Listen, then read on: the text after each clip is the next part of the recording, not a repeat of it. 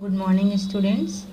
Today's thought: do one things at a time, and while doing it, put your whole soul into it to the exclusion of all else. अर्थात एक समय में एक काम करो और ऐसा करते समय अपनी पूरी आत्मा उसमें डाल दो और बाकी सब कुछ भूल जाओ। कहने का तात्पर्य है कि बच्चों, हम लोग जब अपना कोई भी काम करते हैं, कोई भी नया वर्क करते हैं, तो उस कार्य को करने में थोड़ा सा डर लगता है। जब उस कार्य को हम लोग पहली बार करते हैं तो हम लोग को अपनी पूरी निष्ठा से उस कार्य में अपना मन लगाना चाहिए, तभी हमें सफलता मिलती है। और जो कि ज़रा सा भी अगर ध्यान भटक गया, किसी और कार्य की तरफ चला गया, किसी और बात की तरफ चला गया, तो हमारा ध्यान भटक जाता है, जिससे हमारा वह कार्य पूरा नहीं होता है। पूरा होता भी है तो हमें सफलता ठीक से नहीं मिलती, जिस तरह से हमें मिलनी चाहिए। तो जिस भी कार्य को करो, सपोज़ आप लोग पढ़ाई कर रहे हैं, अभी आप लोग स्टूडेंट लाइफ में हैं, आप लोग पढ़ने का ये उम्र है, तो आप लोग अपनी पूरी निष्ठा से पढ़ें। पूरी निष्ठा से जब पढ़ेंगे तभी आपको इसका फल कल दिखाई देगा। कल इसका फल आपको बहुत अच्छे से दिखाई देगा। आप किसी ऊंचे औहदे पर, ऊंचे पद पर आप बैठे होंगे। जो आपकी मनोकामना होगी वो आपकी पूरी होगी। कब, कैसे करने से? आज सफलतापूर्वक उस कार्य को करने से, यानी आज पढ़ाई करेंगे तो कल उसका फल मिलेगा।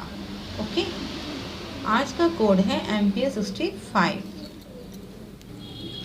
आज हम लोग पढ़ेंगे हिंदी फर्स्ट में चैप्टर 9।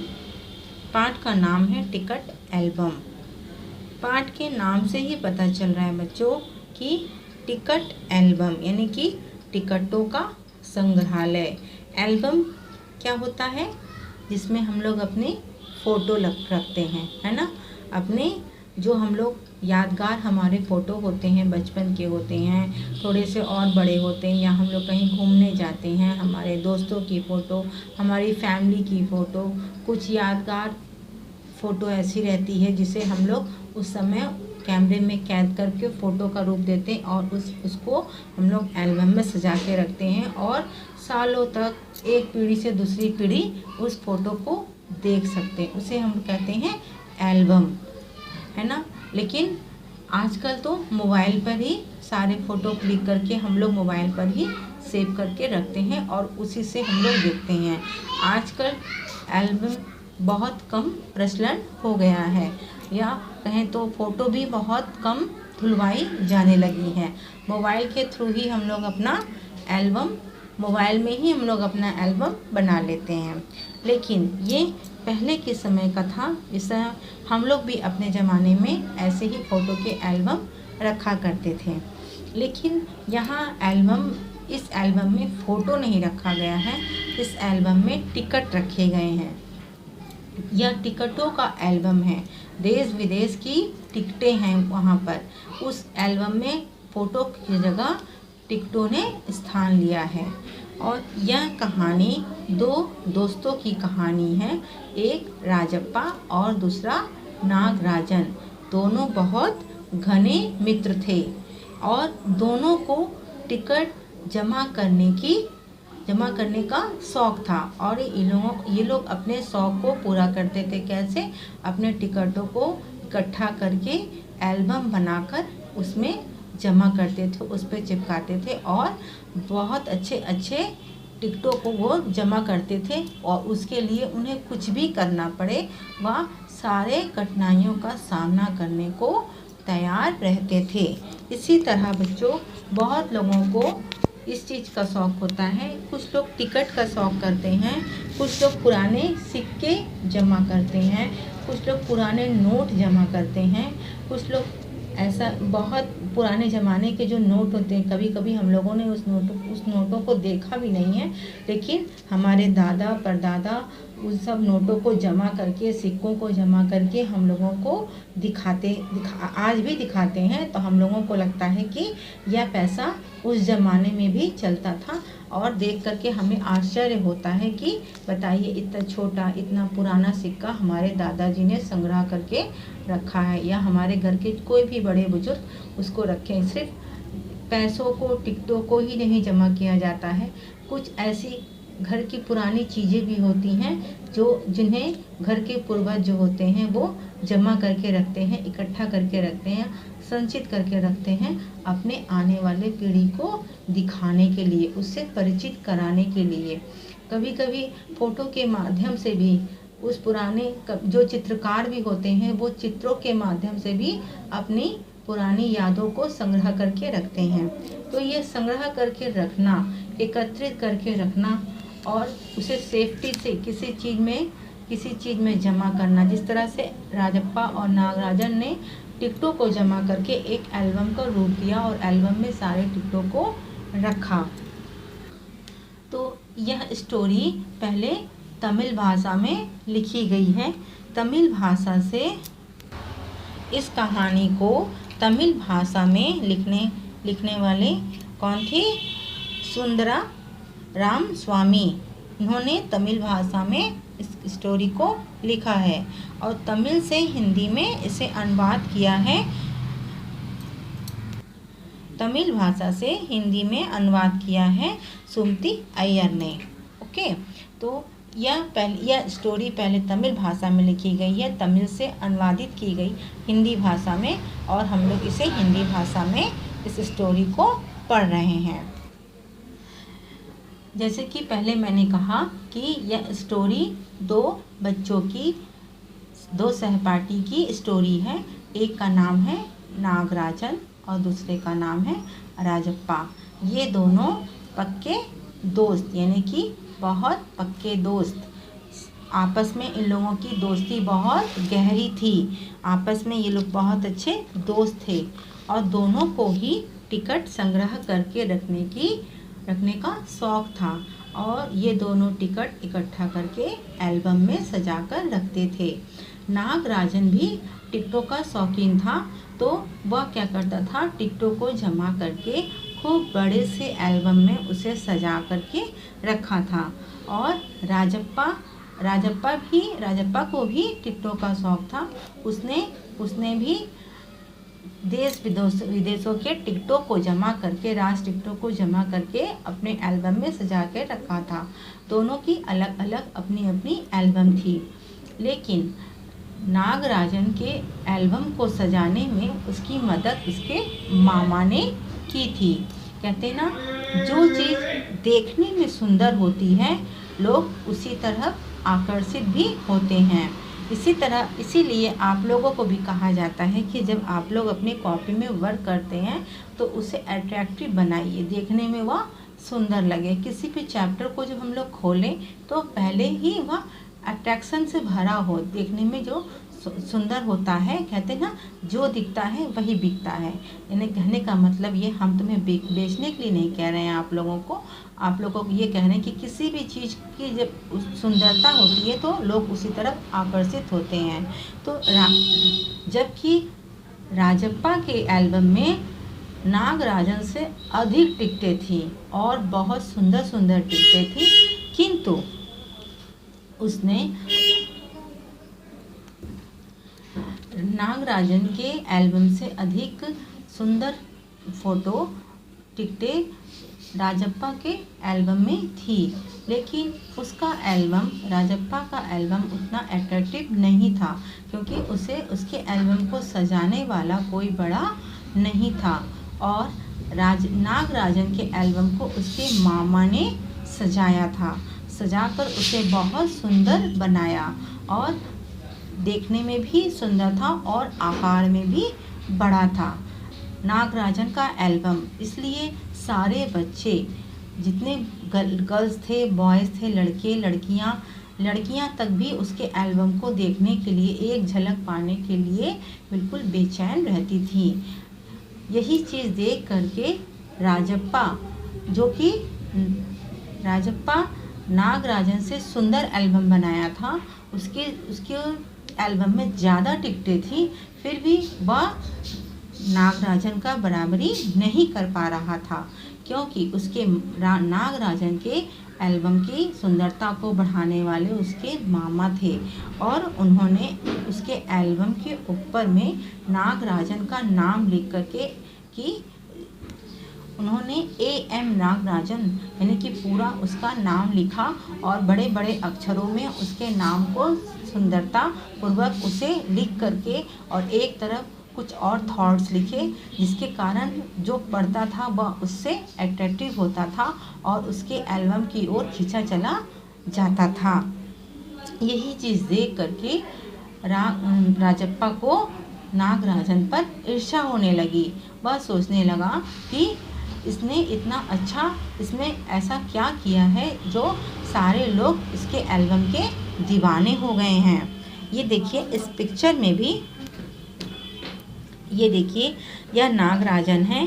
नागराजन के कितने सारे दोस्त, बॉयज़ गर्ल्स सब इस एल्बम को देखने के लिए कितने बेचैन हैं। और जबकि इसने नागराजन अपने एल्बम किसी को छूने भी नहीं देता था। कहते ना, जिस चीज़ की ज़्यादा डिमांड हो जाती है तो बच्चे भी थोड़ा सा उसमें अपने आप को सोचते हैं कि आई एम द बेस्ट। वही चक्कर में नागराजन भी थे, उसे भी ऐसा लगता था कि मेरे एल्बम राजप्पा से ज़्यादा अच्छे हैं, मैं थोड़ा सा इसमें अपने आप को महान समझने लगा और अपने एल्बम को वह खुद ही पकड़ता था और खुद ही पेज पलट कर सबको दिखाता था। कोई ना उसके एल्बम को छू सकता था और ना ही उसके पेज को पलट सकता था। तब इतने शर्तों के बाद भी बच्चे उसके एल्बम की एक झलक को देखने के लिए बिल्कुल बेचैन रहते थे। इस तस्वीर पर देखिए कि किस तरह बच्चे सब उसके तरफ इकट्ठा होकर के बैठे हैं, एक तरफ ही बैठे हैं, नागराजन की तरफ बैठे हैं और राजप्पा अकेले अपना एल्बम लेकर खड़ा है। इसी सब से राजप्पा क्या थे, नागराजन से नाराज़ थे। वह हालांकि दोनों दोस्त थे, लेकिन उनकी नाराज़गी का कारण सिर्फ एल्बम ही था। राजप्पा ने एक दिन सोचा कि एक दिन मैं भी जाकर के उसके एल्बम को देखूंगा, आखिर उसके एल्बम में ऐसा क्या है।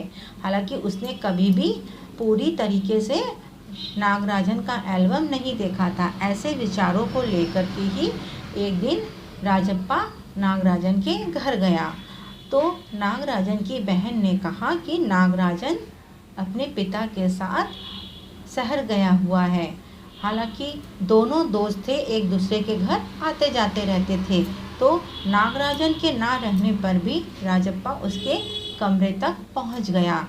तो उसके बहन के कहने पर कि बहन की बातें सुनने के बाद भी उसे एल्बम देखने की इच्छा हुई, तब भी वह नागराजन के कमरे में पहुंचा और जहां नागराजन अपनी पढ़ाई की कॉपी किताब रखते थे वहीं जाकर के बैठ गया और उसने देखा कि कबर्ड के नीचे एक बहुत बड़ा ताला लगा हुआ है, छोटी सी अलमारी है, उस पर ताला लगा हुआ है। उसे समझते देर न लगी कि वह सुंदर सा एल्बम इसी ताले के अंदर है। नागराजन ने अपने एल्बम को ताले के अंदर रखा है। अब उसकी कुंजी खोजने के लिए, कुंजी यानी चाबी खोजने के लिए वह इधर उधर चाबी खोजने लगा। उसे चाबी मिल भी गई, उसी ड्रॉअर में चाबी भी रखी थी। वह झट से चाबी से ताला खोला और एल्बम को निकाल लिया। अब डायरेक्ट अगर एल्बम लेके जाता तो कोई देख लेता। उसने अपने शर्ट के अंदर चुपके से एल्बम रखा और धीरे से अपने घर की ओर चल दिया। अपने घर में जाकर उसने एल्बम को पूरी अच्छी तरीके से देखा। फिर उसने ये सोचा कि इसके एल्बम में तो उतने देशों के टिकट है ही नहीं जितने देशों के टिकट तो मेरे एल्बम में हैं, क्योंकि नागराजन की क्वालिटी ये थी, वह उसके अंदर ये भावना थी कि एक भी देश की टिकटें छूट ना जाए। इसलिए वह अपनी ज़्यादा से ज़्यादा टिकटों को इकट्ठा करके दो टिकटों के बदले एक टिकटों की अदला बदली करके या किसी भी तरीके से जो उसे सुविधाजनक विधि लगती थी उस तरीके से वह अपने टिकटों को इकट्ठा करता था और अधिक से अधिक देशों की टिकटें राजप्पा के एल्बम में थी। यह देख करके वह ये चीज़ सोच रहा था कि आखिर बच्चे क्यों इसके एल्बम की ओर इतने आकर्षित हैं। तब उसने एल्बम के बाहरी आवरण को देखा कि इसका एल्बम जो है मेरे एल्बम से बड़ा है और देखने में बाहर से बहुत सुंदर है, इसलिए बच्चे इसके एल्बम की इतनी प्रशंसा करते हैं और मेरी एल्बम के नहीं करते। इतना उसने वह एल्बम देखकर उसने अलमारी में रख दिया। उतने में थोड़ी देर के बाद एक उसका दोस्त आता है, उन दोनों का ही दोस्त रहता है। वो आके खबर देता है कि तुम्हें पता है राजप्पा, तुम्हें पता है कि नागराजन का एल्बम उसके घर से चोरी हो गया है, क्योंकि नागराजन तब तक शहर से वापस आ गया था और आते ही उसने अपनी अलमारी को खुला देखा और वहाँ से एल्बम गायब देखा। तो उसने कहा कि मेरा एल्बम चोरी हो गया और धीरे धीरे पूरे सब लोग जान गए कि नागराजन का एल्बम चोरी हो गया। तो राजप्पा कहता है कि अच्छा, मुझे तो नहीं पता। तो इतना कहता कि उसके घर में बहुत भीड़ लगी है और नागराजन बहुत ज़ोर ज़ोर से रो रहा है कि उसका एल्बम चोरी हो गया। इतना सुनने के बाद भी राजप्पा नागराजन से मिलने नहीं जाता है और सोचता है कि अगर नागराजन को पता चल जाएगा तो वह बहुत गुस्सा करेगा। यह सोचकर उसने एल्बम को छुपा दिया।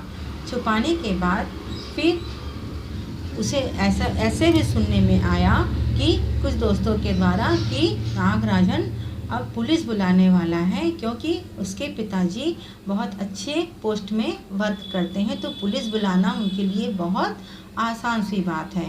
तो वो पुलिस बुला करके अपने एल्बम की खुदाई करेगा। इतना सुनते ही उसकी हाथ पैर बिल्कुल ठंडे होने लगे कि अगर पुलिस आएगी तो पुलिस के डंडे इतने पड़ते हैं तो उस डंडे से अच्छे चोर भी अपनी चोरी को कबूल कर लेते हैं। तो मैं किस खेत का मूली हूँ, मुझे तो पुलिस इतना मारेगी कि मेरी तो हालत भी बिल्कुल ख़राब हो जाएगी। ऐसी बातें, ऐसी बहुत सी बातें जब हम लोग किसी चीज़ की चोरी कर लेते हैं या किसी चीज़ की बिना परमिशन के किसी के चीज़ को उठा लेते हैं तो हमारे मन में ऐसी ही विचार आते हैं जिस तरह से राजप्पा के मन में आ रही थी। दरवाजे में थोड़ी सी भी खटखट होती तो राजप्पा की बिल्कुल हालत पतली हो जाती। इसी तरह जब कोई भी दरवाज़ा खटखटाता था तो उसे लगता था कि पुलिस ही आई हुई है। अब उसने सोचा कि घर पर इस तरह से अलमारी पे रखना सही नहीं है, तो वह क्या करता है, बाथरूम में चला जाता है और बाथरूम में उसकी माँ उसके लिए गर्म पानी करती है अंगीठी जला करके। तो धोखे से उसके हाथ से छूटकर एल्बम अंगीठी पे जाकर गिर जाती है और वह सारे एल्बम टिकटों सहित जल जाती है। यह देखकर उसे बहुत दुख होता है कि नागराजन का एल्बम अब तो जल गया है, अब मैं नागराजन को क्या जवाब दूंगा। इसके बाद जब उसके दरवाजे पे खट से आवाज़ होती है तो वह सोचता है कि शायद बाहर पुलिस आ गई है, तो अपने आप को यह दिखाने की कोशिश करता है कि मैं बाथरूम से नहाकर निकला हूँ। तो वह गीला टॉवल पहनकर यानी तौलिया पहनकर बाहर निकलता है और दरवाजे की कुंडी खोलता है। खोलते ही सामने देखता है कि नागराजन खड़ा है, यानी कि उसका दोस्त खड़ा है और उससे पूछता है कि तुमने मेरा एल्बम देखा है कि मेरा एल्बम तो चोरी हो गया है। तो उसने कहा कि नहीं, मैंने तुम्हारा एल्बम नहीं देखा है, मुझे नहीं पता कि कि तुम्हारा एल्बम कहाँ गया है। इस तरह से झूठ बोलते समय उसके हाथ पैर बिल्कुल ठंडे हो रहे थे। फिर उसने सोचा कि अगर मैं नागराजन को एल्बम नहीं दूंगा तो मेरी हालत और पतली हो जाएगी, पुलिस मुझे बहुत डंडे मारेगी। जब नागराजन राजप्पा के घर पे आता है तो वह फूट फूट कर रोने लगता है। तो उसकी मासूमियत को देख करके वह राजप्पा भी उससे गले मिलकर खूब रोता है। उसे अपनी गलती का एहसास होता है कि ना मैं उसके घर जाता, एल्बम चुराता और बाथरूम में ना लेके जाता और ना ही वह अंगीठी पर गिरता। जिस तरह वह अपने एल्बम के लिए इतना परेशान है, उसके बनाए हुए इतने सुंदर एल्बम के लिए वह अपने एल्बम के लिए इतना परेशान है और इसकी भरपाई मुझे ही करनी पड़ेगी। तब उसने अपनी अलमारी खोलकर अपनी अलमारी से अपना एल्बम निकाला और नागराजन को दिया।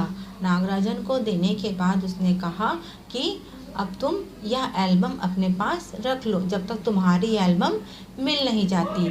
अभी तक भी उसने सच बात उससे नहीं बताई। अगर उसे डर था कि अगर वह सच बात उसे बता देगा तो उसकी दोस्ती भी टूट जाएगी और पुलिस आएगी और उसे पकड़कर ले जाएगी। इस सारी बातों का उसने सोचकर इस सच्चाई को छिपा लिया और उसने यह दिखाया कि कोई बात नहीं है, तुम्हारे पास एल्बम नहीं है, तब तक तुम मेरी एल्बम को ले जाओ। जब तुम्हारी एल्बम मिल जाएगी तब तुम मुझे मेरी एल्बम लौटा देना। तो उसके बाद भी नागराजन उसकी एल्बम को नहीं ले रहा था, क्योंकि एल्बम अपने से जुदा होने का दुख क्या होता है वह नागराजन फील कर रहा था। उसने बार बार राजप्पा को मना किया कि नहीं, मैं अपनी एल्बम खोज रहा हूँ, मिल जाएगी तो मैं रख लूँगा, तुम अपने पास अपनी एल्बम रखो। लेकिन वह मिलती कहाँ से, वह तो जल चुकी थी। तो राजप्पा के बहुत कहने पर नागराजन मान जाता है और उसकी एल्बम को लेकर अपने घर को जाने लगता है। जैसे ही जाता है तब राजप्पा को एहसास होता है कि अपनी चीज़ अपने से दूर जाती हुई दिखती है तो कैसा फील होता है। उस बार दौड़ के जाता है और नागराजन से कहता है कि ठीक है, यह एल्बम तुम ही ले लेना, लेकिन सिर्फ मुझे एक रात के लिए यह एल्बम दे दो, मैं इसे बहुत अच्छी तरह से देख लूँगा, अपने पास अपने सिरहाने रखूँगा और फिर कल सुबह मैं तुम्हें यह एल्बम दे दूँगा। क्योंकि नागराजन जानता था कि एल्बम अपने से जुदा होने के दुख क्या होता है, तो उसने राजप्पा की बात तुरंत मान ली और वह एल्बम उसने राजप्पा को दे दिया और देकर अपने घर चला गया। राजप्पा भी वह एल्बम अपने घर ले आया और अपने कमरे में बैठ गया। कमरे का दरवाज़ा बंद कर लिया और अपने एल्बम को सीने से लगाकर फूट फूट कर रोने लगा। इसलिए रो रहा था, उसके रोने का कारण क्या था बच्चों?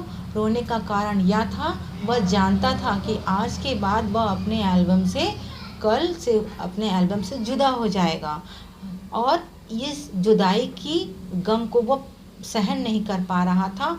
और दूसरी बात, अगर ये भी सोच उसके मन में डर था कि अगर वह नागराजन को सही बात बता देता है तो नागराजन से उसकी दोस्ती भी टूट जाएगी और उसे पुलिस भी पकड़कर ले जाएगी। और नागराजन किस तरह से, अगर मैं उसे एल्बम नहीं देता हूँ तो नागराजन की क्या अवस्था होगी, इन सारी बातों को सोच सोच कर वह फूट फूट कर रो रहा था। ठीक है बच्चों, अच्छा, इस कहानी से आपको शिक्षा क्या मिली? इस कहानी से शिक्षा यह मिली कि हमें किसी के चीज़ को देखकर उससे ईर्ष्या नहीं करनी चाहिए। किसी से हमें अपने चीज़ की कंपेयर नहीं करना चाहिए। हो सकता है कि उससे ज़्यादा अच्छी चीज़ हमारी हो, है ना? तो अपनी चीज़ को दूसरे के चीज़ से कंपेयर मत करिए और किसी के चीज़ को देख करके ईर्ष्या मत कीजिए। ना खाने की चीज़, ना पहनने की चीज़, ना पढ़ने की चीज़ और ना ही किसी शौक़ की चीज़। ठीक है? इस कहानी का सारांश मैंने बता दिया। पूरी वीडियो को देखिएगा तो आपको कहानी बहुत अच्छे से समझ में आ जाएगी। इसके अलावा पूरी कहानी को आप लोग रीडिंग कीजिएगा। रीडिंग करने से भी आपको यह स्टोरी बहुत अच्छे से समझ में आएगी। ओके, अब देखिए इसका क्वेश्चन आंसर है। मैं क्वेश्चन आंसर पढ़ के बता रही हूँ, आप लोग कॉपी में इसको राइट कीजिएगा। इसमें क्वेश्चन आंसर, एक्सरसाइज और व्याकरण पोर्शन सब कुछ है। मैं सब पढ़ के आपको बताती हूँ। नागराजन के एल्बम के हिट हो जाने के बाद राजप्पा के मन की क्या दशा हुई। नागराजन के एल्बम के हिट हो जाने के बाद राजप्पा उदास रहने लगा तथा नागराजन से ईर्ष्या की भावना रखने लगा। एल्बम चुराते समय राजप्पा किस मानसिक स्थिति से गुजर रहा था। राजप्पा डर रहा था कि कहीं वह पकड़ा न जाए। उसका दिल तेजी से धड़क रहा था। उसकी मानसिक स्थिति चोरों वाली हो गई थी। राजप्पा ने नागराजन का टिकट एल्बम अंगीठी में क्यों डाल दिया। राजप्पा ने नागराजन का टिकट एल्बम ईर्ष्या व पकड़े जाने के डर से अंगीठी में डाल दिया, ताकि उसे ना एल्बम रहेगी, ना उसे चोर पुलिस पकड़ पाएगा और ना वो चोर साबित हो पाएगा। लेखक ने राजप्पा के टिकट इकट्ठा करने की तुलना मधुमक्खी से क्यों की। लेखक ने राजप्पा के टिकट एल्बम इकट्ठा होने की तुलना मधुमक्खी से इसलिए की क्योंकि मधुमक्खी बड़ी मेहनत से तिनका इकट्ठा करके अपना छत्ता बनाती है। इस प्रकार राजप्पा ने बड़ी मेहनत से एक एक टिकट इकट्ठा किया था। जिस तरह मधुमक्खी या चींटी एक एक तिनका, चिड़िया एक एक तिनका इकट्ठा करती है, देखोगे अपना घोंसला बनाती है और उस घोंसले में अपने अंडे देती है, तो उसी तरह राजप्पा ने भी एक एक टिकट को इकट्ठा करके एल्बम का रूप दिया था। निम्नलिखित शब्दों का अर्थ बनाते हुए वाक्य प्रयोग कीजिए। ये देखिए शब्द है बच्चों, ये अर्थ है और यह वाक्य प्रयोग है। शब्द और अर्थ में पढ़ रही हूँ, वाक्य प्रयोग नहीं पढ़ती हूँ, या आपके हेल्प के लिए मैंने बनाया है। आप चाहे तो दूसरा वाक्य प्रयोग बना सकते हैं, कोई ज़रूरी नहीं है। आप लोग इतने बड़े क्लास के बच्चे हैं, वाक्य प्रयोग तो बना ही लेंगे। खोसना, अटकाना, जमघट, भीड़, टटोलना, ढूंढना, कूटना, कुड़ना, ईर्ष्या करना, ठहाका, हंसना, अगुआ, मुखिया, पुचकारना, सांत्वना देना, खलना, बुरा लगना, हेकड़ी, डींग मारना, तारीफ, प्रशंसा। ठीक है, ये वाक्य प्रयोग हैं। कोई ज़रूरी नहीं है कि आप लोग यही वाक्य प्रयोग करें। ठीक है, आप लोग दूसरा वाक्य प्रयोग भी कर सकते हैं। यहीं से आप लोग स्क्रीनशॉट कीजिएगा। ये देखिए पूरे क्वेश्चन आंसर इसमें आ रहे हैं, है ना। यहीं से स्क्रीनशॉट कीजिएगा और अपनी कॉपी में राइट कीजिएगा। ये देखिए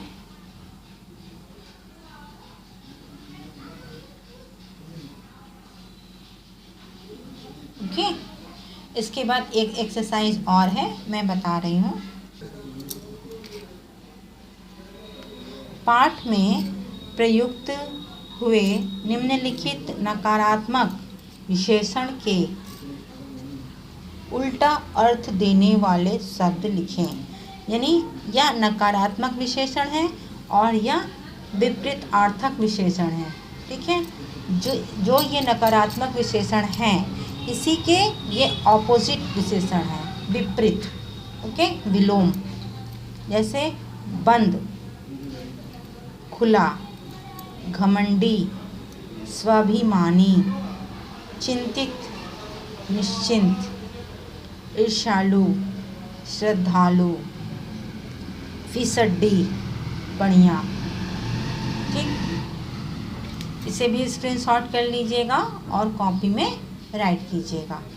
इसके अलावा बच्चों पहले पाठ का नाम डालेंगे आप लोग। पाठ का नाम डालने के बाद आप लोग ये पिक्चर बनाएंगे। ओके, ये पिक्चर कॉपी में ड्रॉ करेंगे। Draw in copy. ओके, पाठ का नाम डालेंगे, पिक्चर ड्रॉ करेंगे। मैंने कहा ना, जो दिखता है वही बिकता है। कहने का तात्पर्य यह है, आपको ये पिक्चर बना के बेचना नहीं है, आपको अपनी कॉपी को अट्रैक्टिव बनाना है, सुंदर बनाना है, आकर्षित बनाना है। ठीक है, तो यह पिक्चर ड्रॉ करेंगे। उसके बाद क्वेश्चन आंसर एक्सरसाइज। पहले वीडियो अच्छे से देखिएगा, वीडियो में जो बताया गया है उसको अच्छे से सुनिएगा। चैप्टर को बहुत अच्छे से रीडिंग कीजिएगा। चैप्टर समझ जाएंगे तभी क्वेश्चन आंसर राइट कीजिएगा। ओके, घर पर रहें, सुरक्षित रहें, पढ़ते रहें। धन्यवाद।